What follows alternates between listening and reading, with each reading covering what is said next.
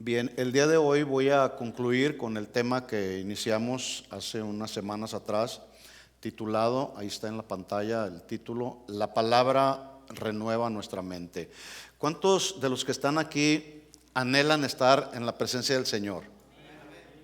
¿Sí lo anhelas? Porque a veces entonces cuando vemos la muerte cercana o vemos que nuestra vida está en peligro, ¿por qué surge temor en nuestro corazón?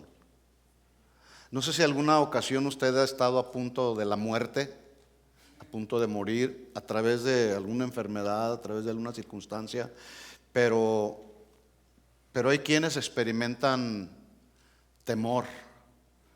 ¿Por qué? Quizá hay muchas razones. El temor es algo hasta cierto punto natural. Estamos todavía en esta naturaleza humana y hasta cierto punto es válido sentir ese temor. Pero cuando venimos a la palabra nos fortalece, la palabra nos consuela, la palabra nos alumbra el camino y nos hace ver que cuando los días de nuestra vida terminen en este mundo, nos espera una vida mejor. Una vida mejor. Yo no entiendo cómo hay gente que se aferra tanto a este mundo cruel. Y hasta lo cantan, oh mundo cruel, ¿verdad? Pero para poder entender esta gran verdad, que cuando los días de nuestra vida terminen en este mundo nos espera una vida mejor, y esa sí es una vida mejor, no como la que luego algunos dicen por ahí, tu vida mejor. No, para poder entender eso en nuestro corazón, nuestra mente necesita ser renovada. Necesita ser renovada nuestra mente. En otras palabras, necesitamos dejar de pensar en la carne y pensar de manera espiritual. ¿Por qué digo esto? Yo le decía la semana pasada, en la mente, o la mente mejor dicho, contiene un conjunto de capacidades intelectuales que ya son inherentes en el ser humano. Aquí en este cerebro está contenida la percepción. Todos percibimos a través de los 5 sentidos que tiene el ser humano. Pero también aquí en nuestra mente está la conciencia.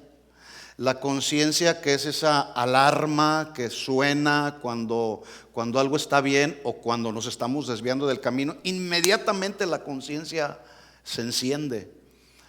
O cuando le fallamos a Dios. La conciencia está asociada al pensamiento y a la memoria. Un sinónimo que tú puedes encontrar en la Biblia acerca de mente, la Biblia habla bastante de la mente, incluso Pablo decía que tenemos la mente de Cristo. Nos fue dada la mente de Cristo. ¿Para qué creen?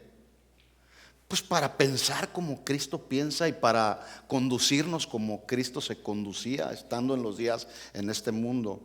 Ahí en la mente, bueno, este término mente lo encuentra como mente, pero también lo va a encontrar como designio.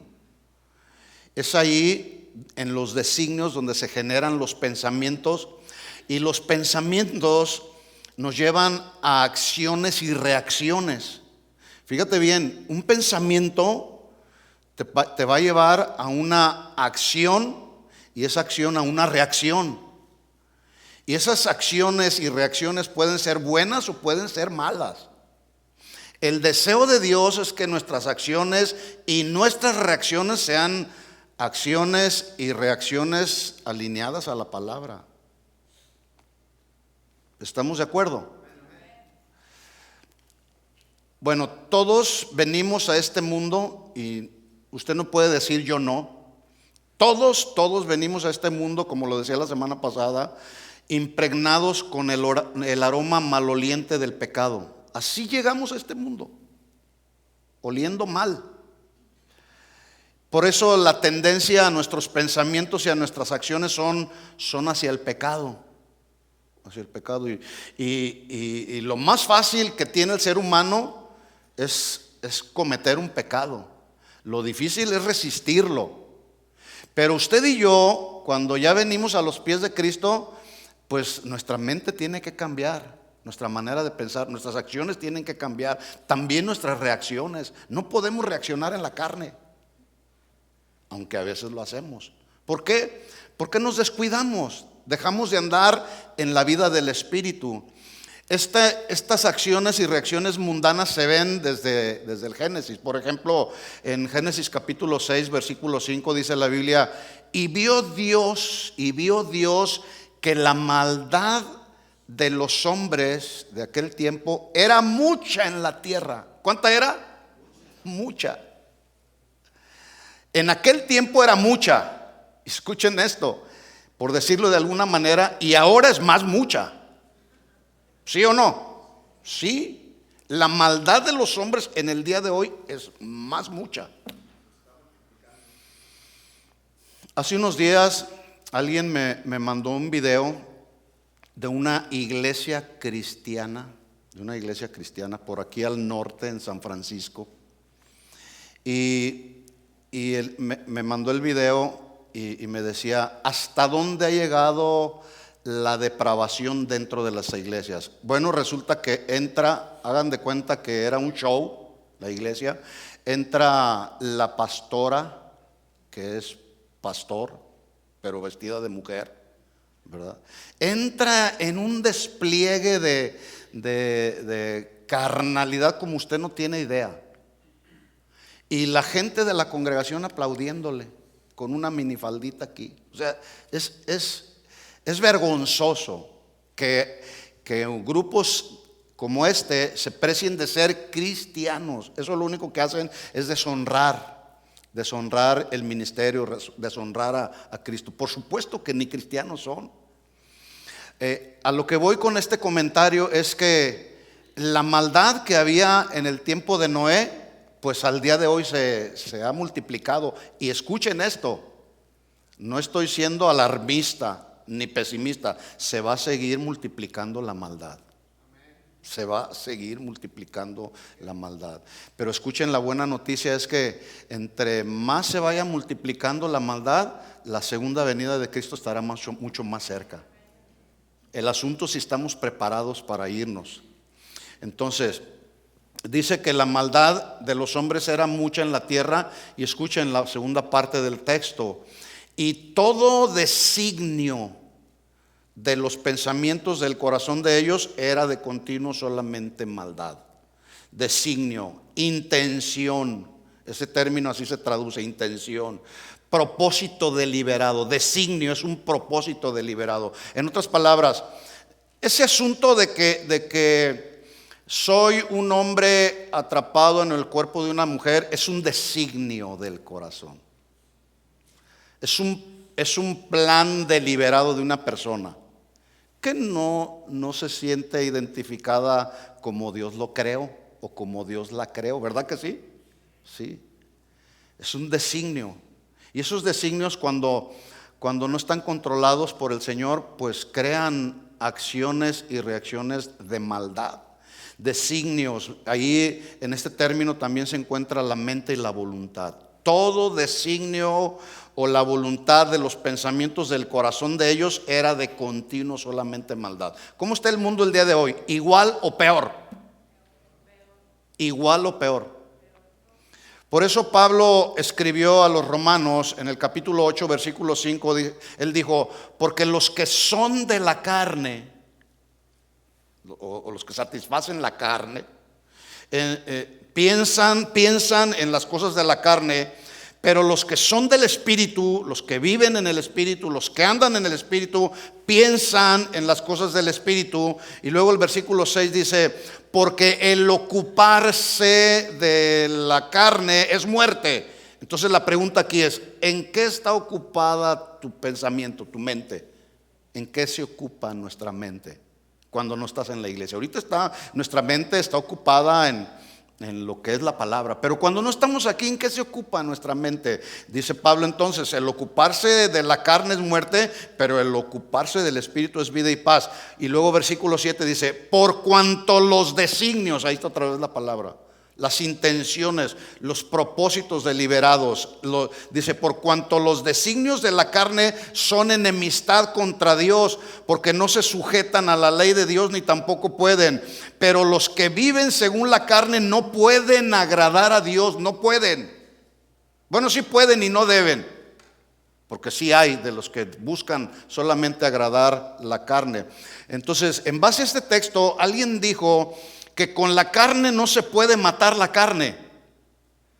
Esto significa que tú no puedes sujetar esta carne en tus propias fuerzas, porque vamos a caer otra vez.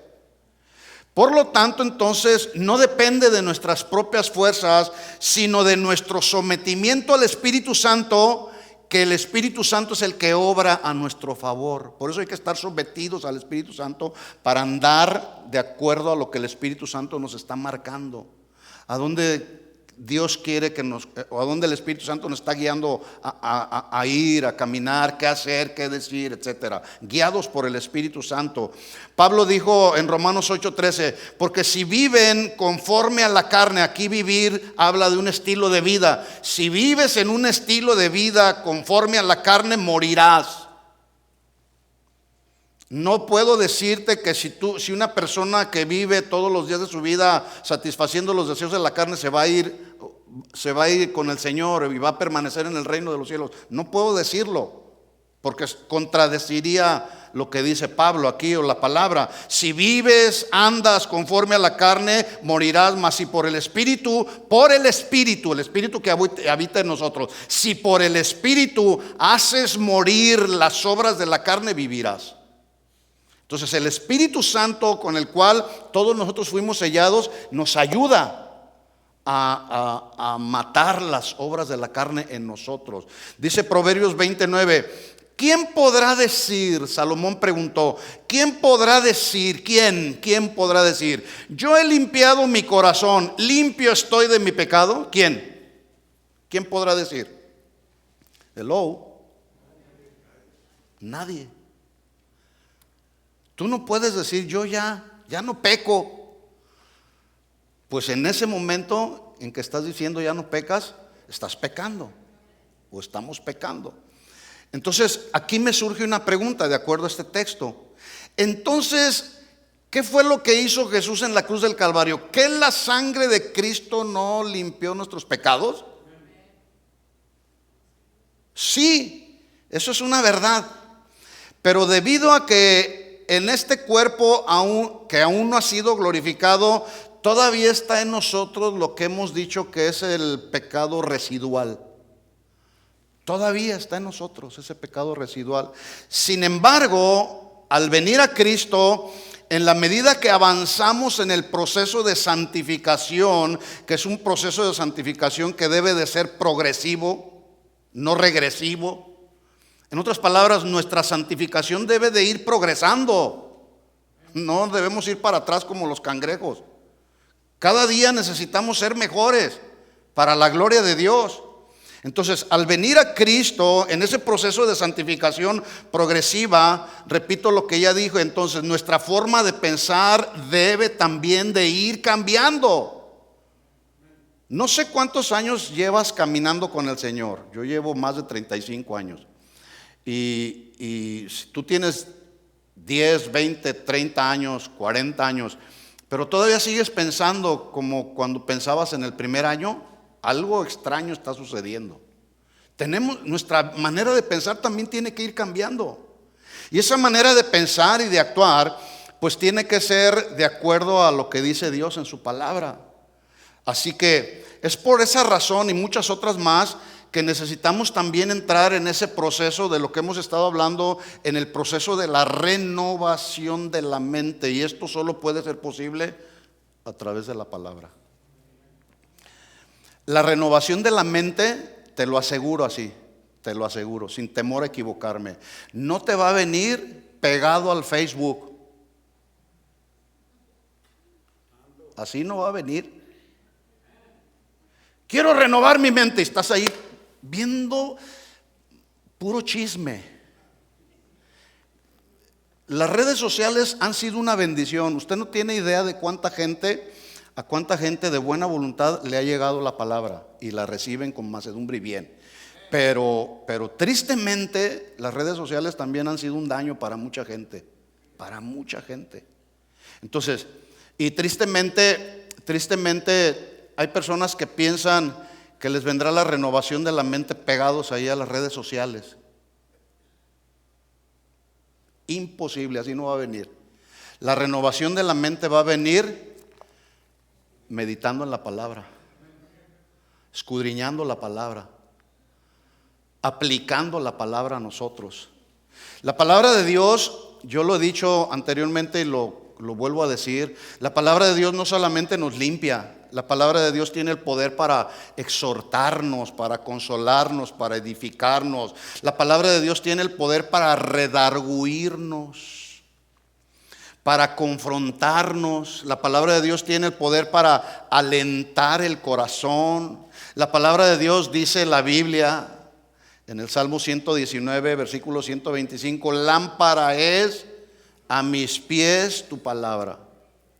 Hace unos días alguien ilustró este texto de la siguiente manera: lámpara es a mis pies tu palabra. La palabra como lámpara, haciéndose una lámpara, se veía la figura así, la lámpara de la palabra ilustrando o llenando la mente, el corazón, y luego esa lámpara, el reflejo de la palabra, alumbrando el camino de la persona. Interesante. Y ahí se estaba ilustrando a través de una fotografía este texto: lámpara es a mis pies tu palabra. Entonces, es la palabra la que también nos ayuda a renovar la mente. ¿Dónde encontramos entonces la manera de pensar de Dios? ¿Dónde? En la palabra de Dios. Ahí está el pensamiento de Dios. Por eso el autor de la carta a los Hebreos, en el capítulo 4, versículo 12, él escribió: pues la palabra de Dios es viva. Y en esta traducción se traduce de otra manera: no solamente eficaz, sino es poderosa. La palabra de Dios es poderosa y es más cortante que cualquier espada de dos filos, porque penetra el alma y el espíritu, entra entre las articulaciones y la médula del hueso, dejando al descubierto nuestros pensamientos y los deseos más íntimos del corazón a través de la palabra. Así que la palabra llega a la intimidad de los pensamientos, que motivan a razonamientos o a intenciones que producen acciones y reacciones. ¿Me estoy explicando? ¿Sí? Ya dijimos entonces, estoy haciendo una breve recapitulación para conectarnos con lo que sigue, ¿verdad? Dijimos entonces que renovar la mente. ¿Qué es renovar la mente? A ver si se acuerdan, a ver si escribieron por ahí. Yo lo dije la semana pasada. ¿Qué significa renovar la mente? ¿Estuvieron aquí el domingo pasado los que estuvieron, sí o no? Renovar la mente es muy simple, es reemplazar nuestros pensamientos por los pensamientos de Dios. Se dice fácil, pero a veces es difícil hacerlo, renovar. Especialmente cuando surge algún conflicto en el matrimonio, o en la familia, o en el trabajo, o en la iglesia, donde el pensamiento de Dios es: perdona. Señor, pero es que no sabes lo que me hicieron, Señor. No sé lo que te... Bueno, sí sabe, Dios sabe todo. Él es omnisciente. Él lo sabe todo. Sí lo sabe. Pero el pensamiento de Dios es perdona. Perdonar. El pensamiento de Dios es amarnos. El pensamiento de Dios es orar los unos por los otros. El pensamiento de Dios es cuidarnos los unos a los otros y no cuidarnos los unos de los otros. Ese es el pensamiento de Dios. Entonces tenemos que reemplazar nuestros pensamientos, que muchos de ellos son muy carnales, por los pensamientos de Dios que están establecidos en su palabra. Hemos venido estudiando un pasaje que está en Romanos 12, capítulo 12, versículos 3 al 8. Hemos dicho que en este pasaje Pablo enseña tres áreas muy importantes donde la palabra de Dios hace la labor de renovar nuestra mente. El primer punto, que ya hablamos de él, lo voy a mencionar para conectarnos con el tercero. La primera cosa que hace la palabra es que nos ayuda a transformar nuestra forma de pensar con respecto a nosotros mismos. Dice Romanos 12:3, porque en virtud de la gracia que me ha sido dada, digo a cada uno de vosotros que no piense más alto de sí de lo que debe de pensar, sino que piense con buen juicio. Otra versión dice, sino que piense con un pensamiento sobrio, con pensamiento sobrio. Tú no puedes decirle a la gente, yo quiero que tú pienses esto de mí, por la apariencia que luego manifestamos. No, hay que pensar con buen juicio según la medida de fe que Dios ha distribuido a cada uno de nosotros. Así que no te creas la última coca del desierto. Todo lo que tenemos, todo lo que somos es por la gracia de Dios. ¿Estamos de acuerdo?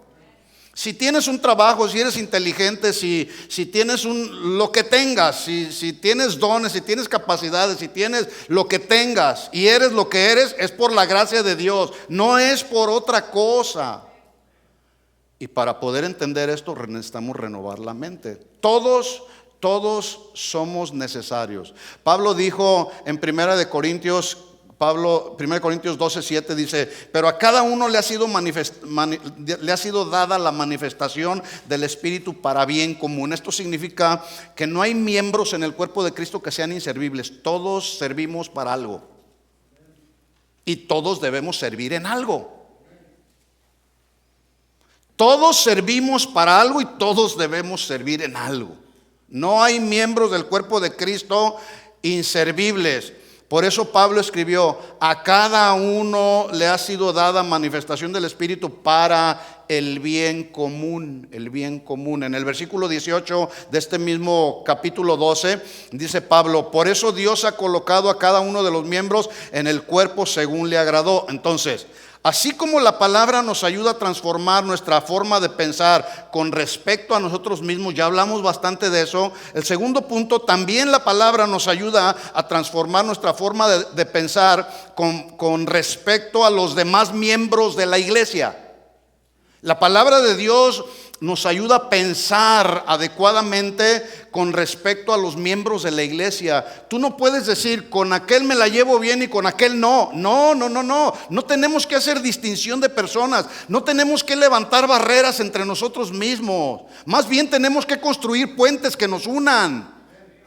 Porque somos parte del mismo cuerpo. Y esto se logra renovando la mente.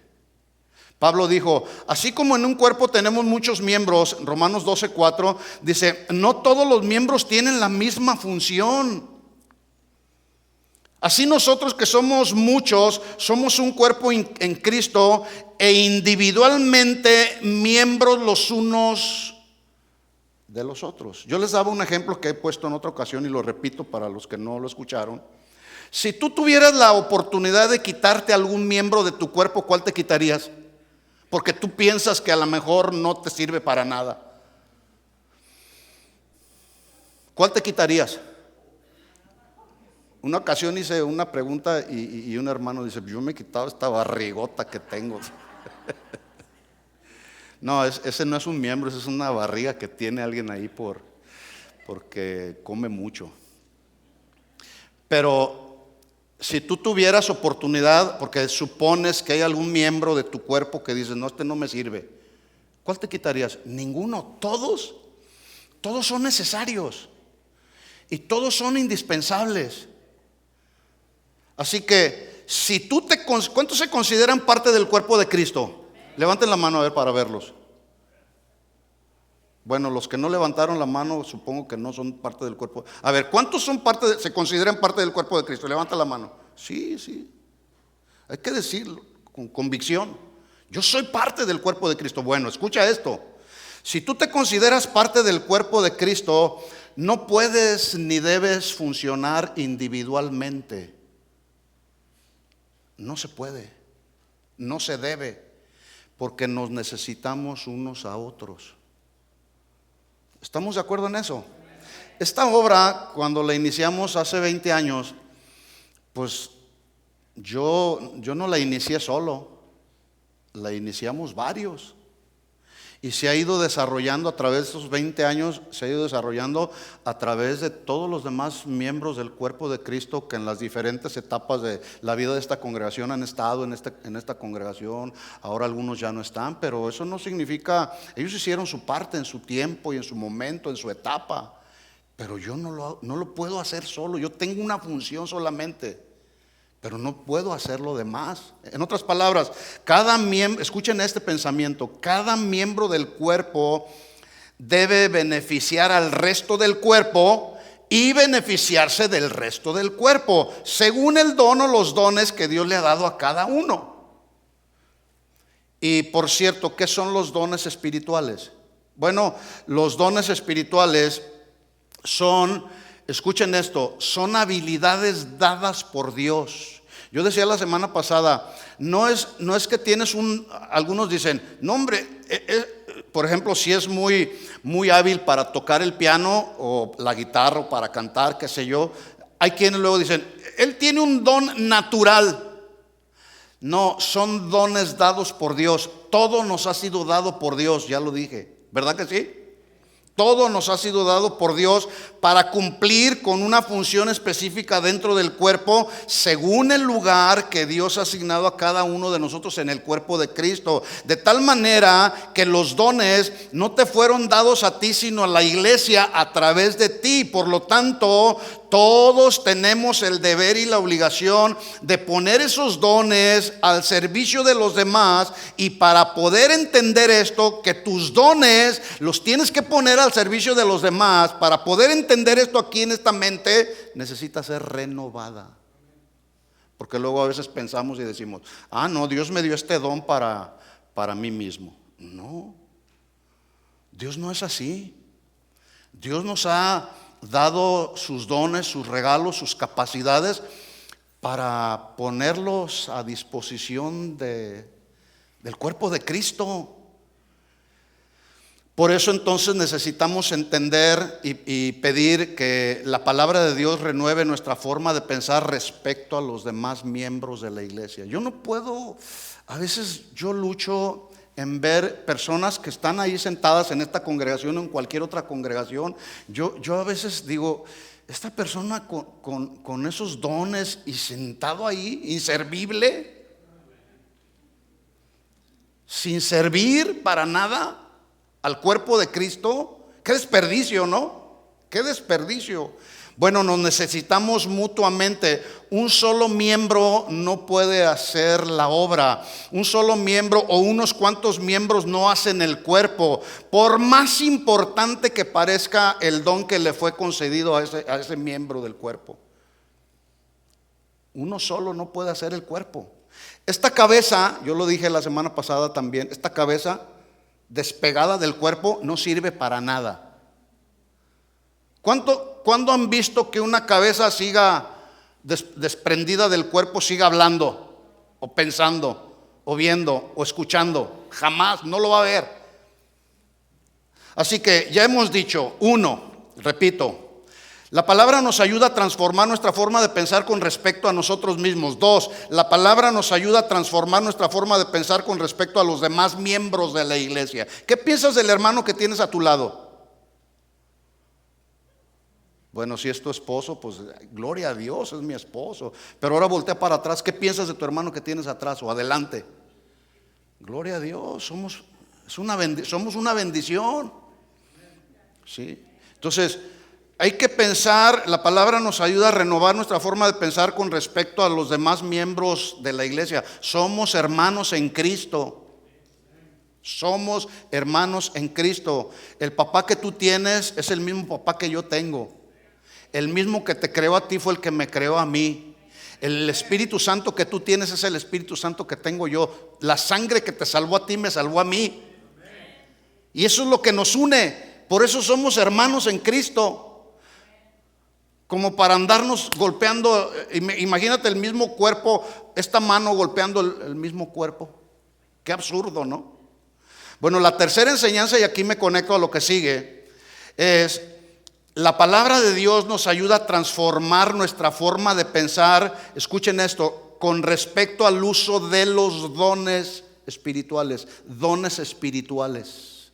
Dice Romanos 12:6, pero teniendo dones que difieren,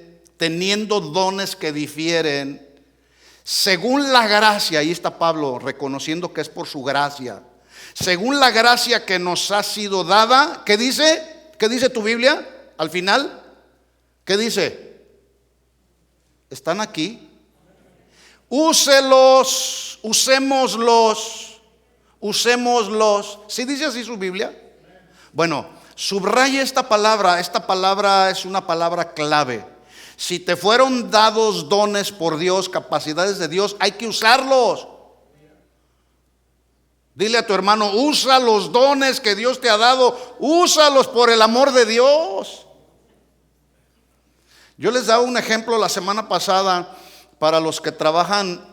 Si eventualmente trabajas en la construcción, ese es tu oficio, o si no trabajas en la construcción. Pero si alguien viene y te regala una caja de herramienta, no te la regalaron para que vayas y la guardes y digas, no la voy a usar para que no se me dañe. Sería muy absurdo, ¿verdad que sí? Te dieron una caja con herramientas para usarlas. Ese es el sentido que le está dando Pablo. Por la gracia que me ha sido dada, si te dieron dones, usémoslos. Y el mismo Pablo se incluye, usémoslos. O como aquellos que compran una máquina para hacer ejercicio y luego de pronto se viene a convertir esa máquina en el perchero de tu cuarto. Nadie compra una máquina para hacer ejercicio y la deja ahí. No es nomás comprarla, hay que comprarla y luego, ¿qué? Usarla. Comprarla y usarla. Y esos que se rieron, a lo mejor por ahí tienen una maquinita ahí.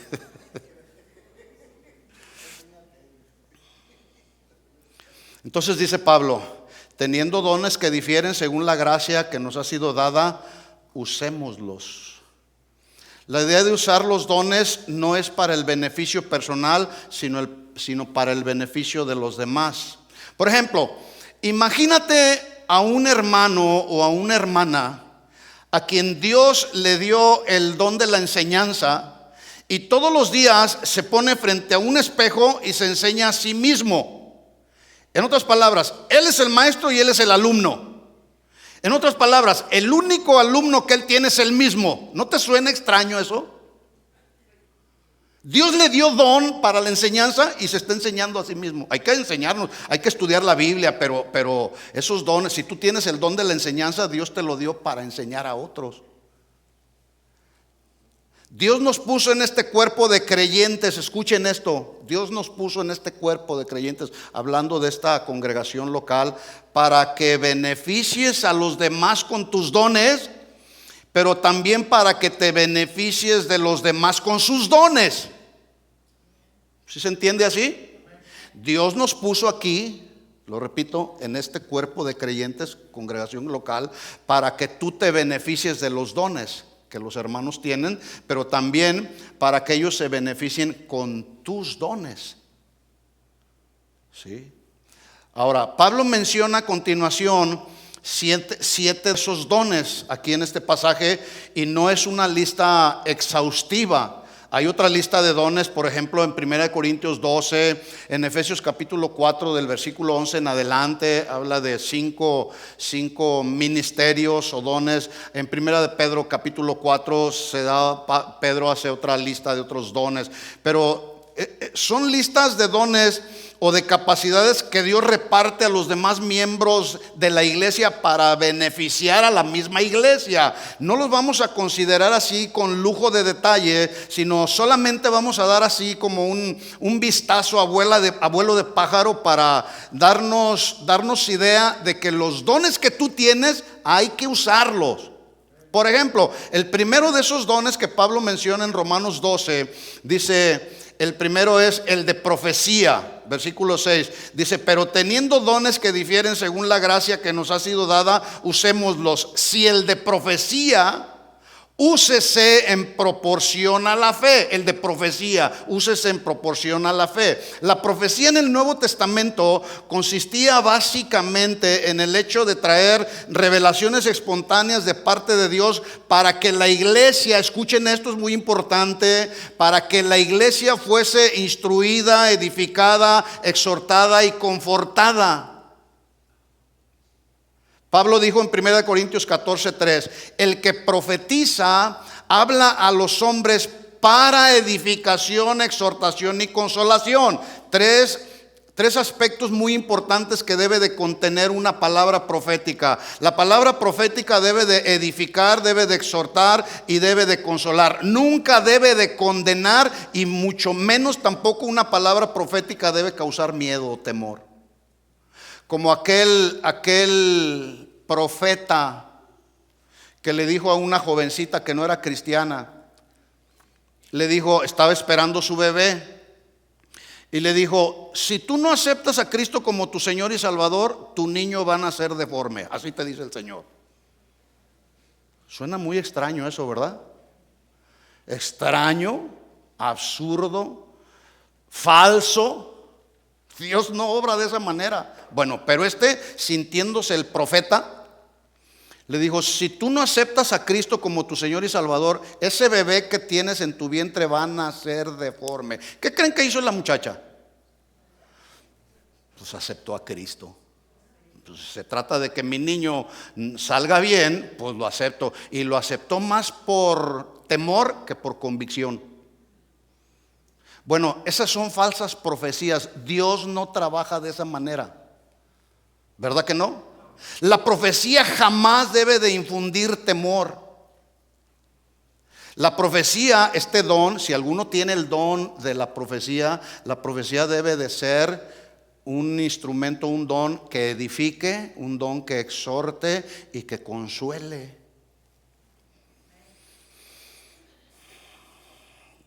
Dice el que profetiza, Pablo 14:3, lo leo nuevamente, el que profetiza habla a los hombres para edificación, exhortación y consolación. Por cierto, el hecho de predicar la palabra es practicar este don profético. El predicar la palabra es practicar este don profético, porque con la palabra edificamos, con la palabra nos exhorta, y con la palabra consolamos a la iglesia con lo que Dios ha establecido aquí en su palabra. ¿Sí? Así que cuídese mucho de aquellos profetas o de aquellas profetas o profetizas que vienen y le dicen, así te dice el Señor. Ese así dice el Señor ha sido muy mal usado, muy manipulado también. El hecho de que haya sido o esté siendo muy manipulado no significa que no sea un don que Dios ha dado a la iglesia, pero hay que saberlo usar. Por eso yo ya le estoy enseñando 3 elementos importantes: edificación, exhortación y consolación. Si no contiene eso una palabra profética, no la crea. No la crea, por favor. Y si alguien viene y le dice, te voy a dar una profecía, luego inmediatamente llame a uno de los servidores, a alguien que conozca la escritura, para que conste toda palabra. Sí. La palabra de Dios o el funcionar en este don no debe de contradecir o traer confusión con respecto a las doctrinas fundamentales de la fe cristiana. No deben de traer contradicción, ni mucho menos confusión, porque si así fuera, una palabra profética contradice lo que Dios dice o trae confusión, entonces ahí te estás encontrando con un falso profeta. Mucho cuidado. Segundo don, el don de servicio. Dice Pablo, y el de servicio, y el que tiene ese don, úselo u ocúpese ¿en qué? En servir. Es obvio que quien tiene este don de servir, pues lo usará y se ocupará en servir. Eso es obvio, ¿verdad? Si a alguien Dios le ha dado un don, que sí, aquí tenemos muchos hombres y mujeres a quien Dios les ha dado ese don de servicio impresionante, Damos gracias a Dios por los que tienen ese don de servir. Es obvio que a quien Dios le ha dado un don para servir, pues sirva. Pero escuche esto, para muchos no es tan obvio como parece, porque alguien puede servir en la iglesia, pero solamente para llamar la atención sobre de él mismo. Y que otros digan, wow, qué tremendo espíritu de servicio tiene este hombre, esta mujer. El asunto es que ese espíritu de servicio puede ser genuino, pero lo puede estar usando como una mera apariencia y no para beneficiar genuinamente a los demás. Y es triste decirlo, me da pena decirlo, pero eso es la verdad. Hoy nos encontramos con mucho servicio que se hace con apariencia y no con transparencia. Hay mucho de lo que se hace en una congregación como esta o cualquier otra congregación que se hace con mera apariencia, como que soy de veras un siervo de Cristo. Pero no hay transparencia, no hay transparencia. Caras vemos, hay un refrán que todos conocemos que dice, caras vemos. Yo cada vez me sorprendo tanto cómo es tan real este refrán. Caras vemos, corazones no sabemos. Así que dice Pablo, el que tiene el don de servicio, úselo u ocúpese en servir. Este término servir o servicio es el término griego que todos conocemos, diácono, diácono significa el que sirve, pero el que sirve en todas las labores, escuchen, el que sirve en todas las labores domésticas de la obra. Labores domésticas de la obra, que significa el que aspira, el que limpia, el que sacude, el que lava los baños. Pero también diácono significa el que enseña, en este caso como nuestros maestros de los niños, o el que enseña desde este lugar, etcétera. Son labores que se requieren en la obra. Pero también diácono significa el que hace mandados. No, que lo haga el pastor, para eso le pagamos. ¿Somos siervos o no somos siervos? Y no siervos inútiles, sino siervos útiles, ¿verdad? Ya aclaramos esto la semana pasada. Entonces, otro de los dones, dice Pablo ahí, número 3, el que enseña, úselo en la enseñanza. El que enseña, el que tiene el don de la enseñanza, úselo en la enseñanza. Es decir, la enseñanza, el que tiene este don de la enseñanza, es aquel a quien se le ha dado la capacidad de transmitir a otros con precisión, con claridad, con sencillez, las verdades contenidas en la palabra de Dios. Con claridad, con precisión, con sencillez. No hay que buscar mucha terminología o rebuscar palabras para impresionar a la gente, como aquel maestro del instituto bíblico que llegó ante sus alumnos y les dijo: en este día les voy a enseñar un tema que lo he titulado la tabernaculización del Paracleto en el Homo sapiens. Ay, así como se sorprendieron ustedes, así se sorprendieron los alumnos. Hoy les voy a enseñar la tabernaculización del Paracletos en el Homo sapiens. Y eso, dijeron, ¿con qué se come? Tan simple como que él hubiera dicho: hoy les voy a enseñar cómo reposa el Espíritu Santo en la vida del hombre. Así de simple. Pero quiso impresionar a los estudiantes, y sí los impresionó. Pero no hay necesidad de eso. Una persona que le ha sido dado el don de la enseñanza significa que tiene la capacidad para enseñar con claridad, con sencillez, con toda precisión. ¿Estoy siendo claro? Bueno, otro de los dones, dice versículo 8: el que exhorta, úselo en la exhortación. El que exhorta en la exhortación. Este término exhortar es el término griego parakaleo, con K de kilo. Escuchen esto, mis hermanos, porque luego se ha malinterpretado este don, el don de la exhortación. El don de la exhortación, parakaleo, no significa regañar. No significa eso, como muchos piensan. Y le dicen a la gente, luego de repente nos encontramos con esos hermanos que luego no faltan en una iglesia como esta o cualquier otra, que dicen, Dios me dijo que viniera a exhortarte, cuando Dios no dijo nada de lo que dice el hermanito exhortador, porque lo está regañando, regañando y regañando. Y eso se da no nomás aquí, se da en todas las congregaciones. No permita, este es un consejo que yo como el pastor les doy, no permita que nadie lo regañe.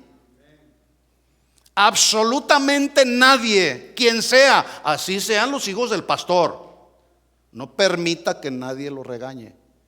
Si eventualmente eso le llega a suceder, que alguien viene y le dice, te voy a exhortar, pero en lugar de exhortarlo lo regañan, comuníquelo inmediatamente para que se establezca el orden. ¿Estamos de acuerdo en eso? No deje que lo regañen, ¿sí? Paracaleo significa muy diferente, escuchen, exhortar, este don, exhortar, significa o se traduce una persona que es llamada por Dios para colocarse al lado de otra que está en problemas o que está en alguna necesidad, y está ahí esa persona al lado de otro para animarlo, para consolarlo, para aconsejarlo, para orar por él, para ayudarlo, no para regañarlo. Por cierto, no los estoy regañando. Es que luego de pronto a veces me dicen, oye hermano, estaba enojado. No, no estoy enojado. Bueno, a veces mi cara no me ayuda mucho, pero no. Ahora, damos gracias a Dios por los hermanos que tienen, a quien Dios les ha dado esta capacidad o este don de la exhortación, pero hay que hacerlo de acuerdo al pensamiento de Dios y no bajo nuestros propios criterios. Entonces, si usted va a exhortar a alguien, paracaleo, exhortar, significa el que está al lado para aconsejar, para instruir, para ayudar, para consolar, para orar al hermano, no es para regañarlo.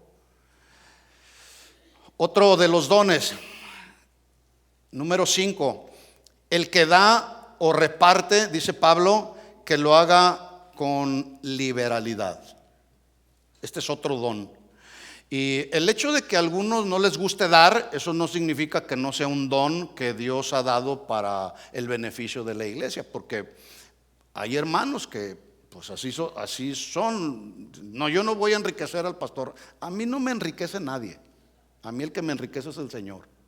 Y la riqueza del Señor es mucho más que la riqueza del mundo, lo material, ¿sí? Entonces,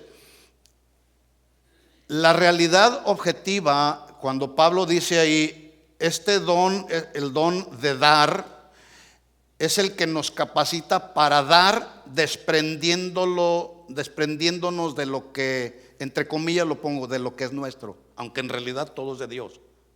¿Todo es de Dios, sí o no? Porque luego a veces opinamos como el niño, lo mío es mío y no lo comparto con nadie.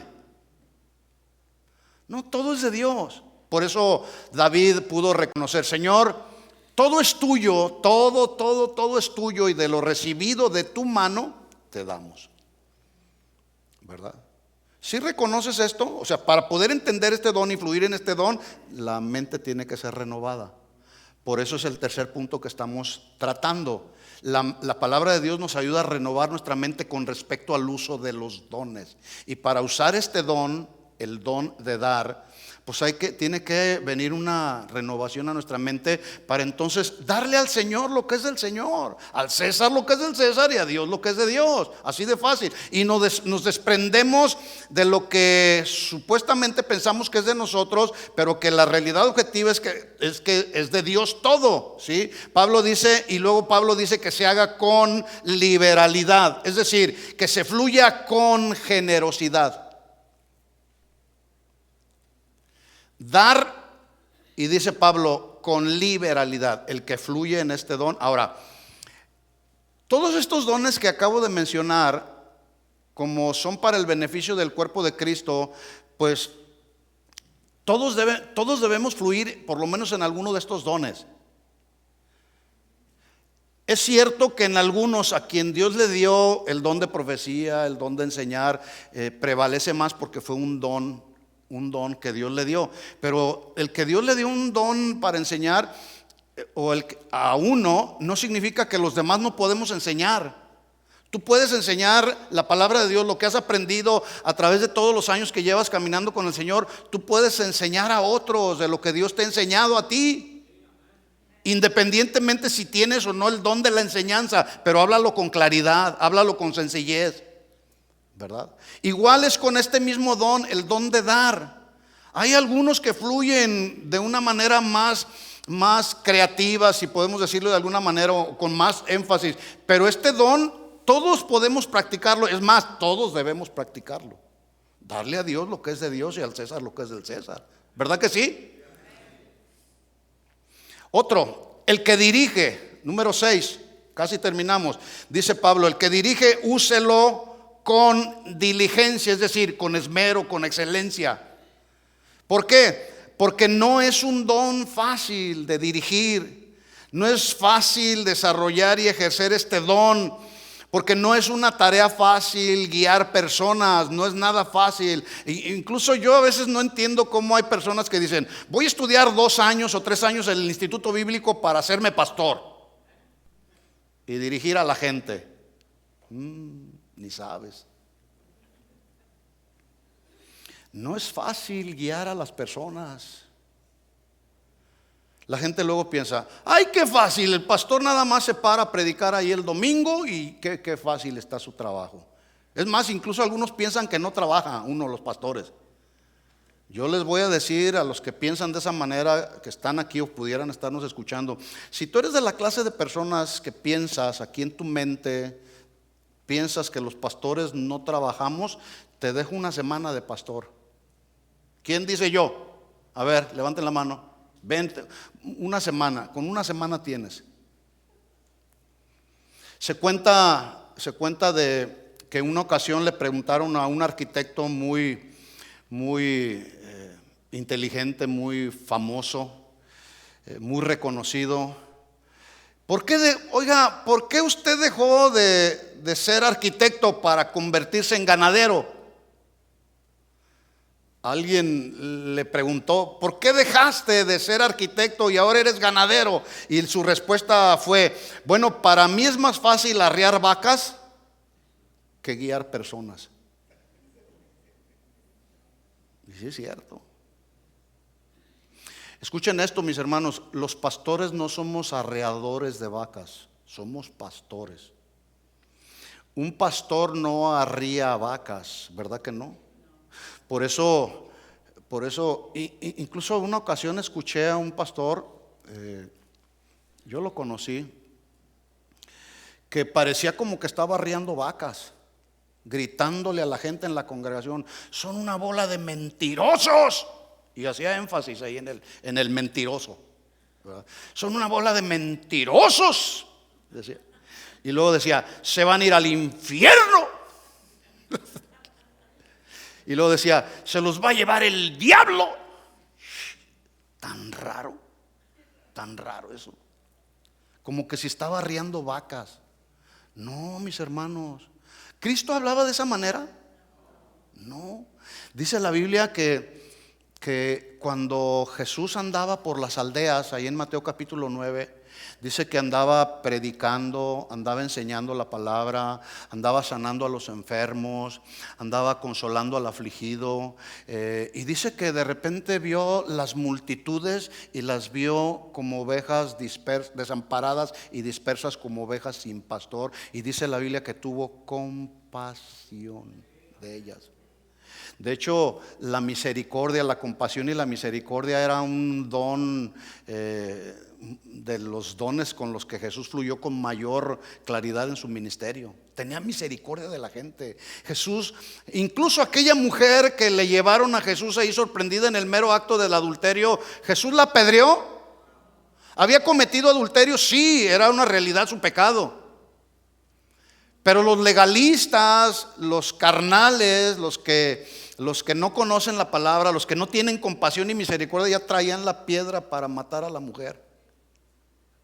Y Jesús les dijo, el que esté libre de culpa, lance la primera piedra. Tuvo compasión hasta de una mujer pecadora. Ese es el pensamiento, así debemos pensar. Pero a veces en la práctica hay cristianos, aquí no, en otros lugares, que ven a un hermano que está caído y le dan otra. Y luego llega otro y por el otro lado le da duro. ¿Habrá cristianos así? Entonces, no es fácil, mis hermanos, no es fácil dirigir personas. Por eso es que Pablo dijo que se hiciera con esmero, con excelencia. Es más, dirigir personas requiere primero un llamado y segundo una vocación. Llamado y vocación. Si tú o alguien no tiene un llamado o una vocación para dirigir personas, mejor ocúpese en otra actividad o en otro oficio antes que dirigir personas, porque no es una tarea fácil. Se requiere mucha paciencia, se requiere mucho amor. Finalmente, el siguiente don es para todos aquellos, dice el versículo 8, séptimo don, que muestran misericordia. Dice Pablo, los que muestran misericordia háganlo con alegría, con alegría.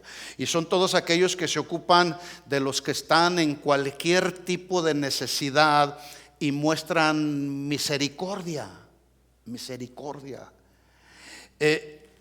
Mostrar misericordia es algo así como lo voy a poner de esta manera, como meterte en los zapatos del otro que está sufriendo. Ponte en los zapatos del otro. Mostrar misericordia. Nosotros tenemos que mostrar misericordia hacia la grey de Dios, pero también la grey de Dios tiene que mostrar misericordia. Pónganse en los zapatos y seamos misericordiosos los unos con los otros. Pongámonos en los zapatos del que está sufriendo. Es sentir en tu propia carne el sufrimiento de otro. Cuando me habló la hermana Marta y me dijo, mi esposo está delicado, y así trabaja Dios conmigo, y creo que así debe de ser con todos. Inmediatamente hay que ponernos en los zapatos de otros. Yo, aunque no estaba en los zapatos del hermano José Luis, traté de ponerme un poquito en sus zapatos y pude sentir su sufrimiento y pude sentir la desesperación de mi hermana. Cuando, hermano, porque me decía la hermana, está sufriendo, está luchando con el dolor, no quiere ir al hospital, pero ya de plano me dijo, ahora sí llévame porque me duele mucho. Y ahí van al hospital. Y le estaba doliendo, ¿verdad? Sí. Como cuando alguno de ustedes atraviesa por alguna necesidad. Por eso, hermanos, cuando alguno de ustedes esté en alguna necesidad, llámenos. No sea como aquellos que, ¿cómo estás, hermano? Ya estoy bien. Ya Dios me sanó. ¿Estabas enfermo? Gracias por avisar. No, hay que ayudarnos, tenemos un grupo de oración todos los días a las 9 de la noche. Todos los que estamos integrados en este grupo estamos orando por las diferentes peticiones que surgen en el cuerpo de Cristo, no nomás en esta congregación, y Dios está obrando milagros. Hay un hermano que es el papá de un pastor en Canadá que yo conozco, que me dijo, hermano, por favor, ayúdanos a orar por mi papá. Mi papá ha caído en una depresión impresionante, se quiere quitar la vida. El hombre Dios lo sacó de un estado depresivo donde pretendía quitarse la vida, y ahorita el hombre volvió a nacer, está sirviendo al Señor. Pero hay que llamar, la Biblia dice, Santiago dijo, el que está enfermo llame a los ancianos de la iglesia o a los hermanos de la iglesia para que oren, y la oración de fe sanará al enfermo. Jesús entonces fue y sigue siendo misericordioso. Jesús sigue siendo misericordioso. Donde Jesús veía la necesidad, inmediatamente obraba, y lo que lo motivaba a obrar era el amor y la misericordia que eran parte de Él mismo, que eran inherentes en Él mismo. Así que Pablo dice, el que muestra misericordia, hágalo con alegría. Y dice Pablo que lo hagamos con alegría porque es en ese sentido que mostramos una de las facetas más hermosas del cristianismo, la cual es la misericordia. Por eso hay que hacerlo con alegría. No decir, pues le voy a mostrar misericordia a este homeless pero así nomás. No, hay que hacerlo con alegría. Te voy a ayudar. ¿Cuánto más a un hermano de la iglesia? A ver, ¿qué está pasando? ¿Cómo te puedo ayudar? A lo mejor no puedo sacarte de tus problemas económicos, a lo mejor no puedo suplirte tu necesidad, pero puedo orar por ti, puedo compartirte una palabra que pueda alentar tu corazón. Para eso se requiere renovar la mente y fluir en esto. Estos son 7 dones nada más que Pablo menciona aquí en este pasaje, pero hay algunos otros más.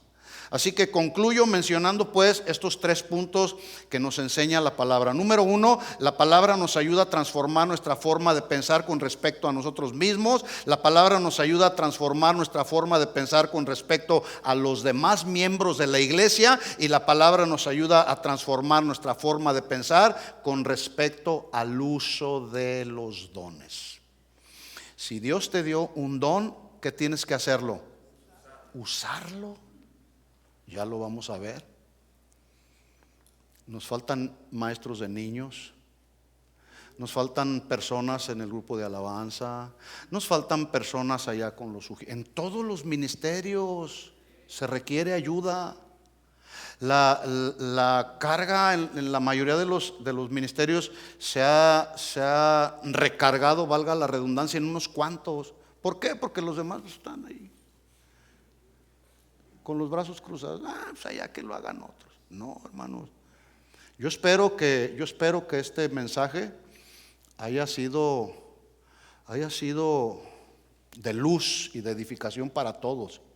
Y podamos, si Dios te ha dado un don, úsalo y ven y dinos, hermano, quiero servir. ¿Dónde se puede? ¿Dónde? Hay muchas áreas. Obviamente, escuchen esto, aquí está el balance. Hay que alinear, hay un orden aquí, no se puede servir como te da la gana. Hay un orden. No, pero es que yo nomás puedo servir de esta manera y así, quiero hacerlo de esta. No, hay un orden. Los del grupo de alabanza tienen un reglamento, los sugieres tienen un reglamento, los maestros de los niños tienen su reglamento, etcétera. Hay reglas básicas, mis hermanos, que no son difíciles de llevar.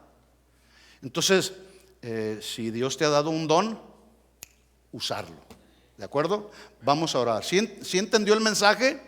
¿Sí? Vamos a orar y vamos a ponernos en las manos del Señor y que Dios nos ayude. Le invito a que se ponga de pie. Señor, en el nombre de Jesús, te damos gracias por tu palabra, porque tu palabra nos ha edificado, nos ha instruido, también nos ha exhortado, nos ha confrontado. Y tu palabra nos ayuda a transformar, a renovar nuestra mente con respecto a nosotros mismos, quiénes somos. No podemos pensar más de lo que somos. Tu palabra nos ayuda a transformar nuestra forma de pensar con respecto a mis hermanos que tengo aquí en esta casa y en otros lugares. No podemos dividirnos, no podemos menospreciarnos, nos necesitamos unos a otros. Por eso tú has derramado dones. Levanta tus manos un momento al Señor y dile: gracias por los dones que tú has puesto en mí, Señor.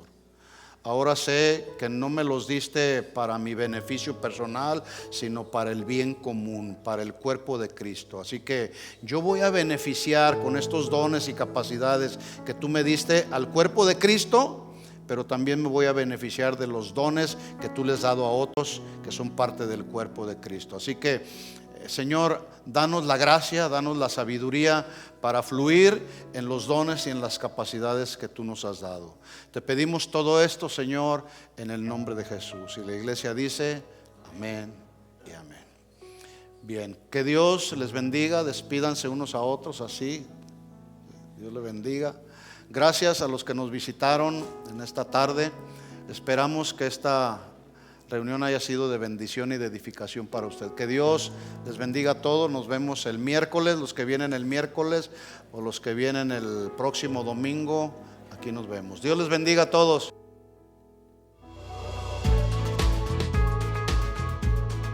Gracias por escucharnos.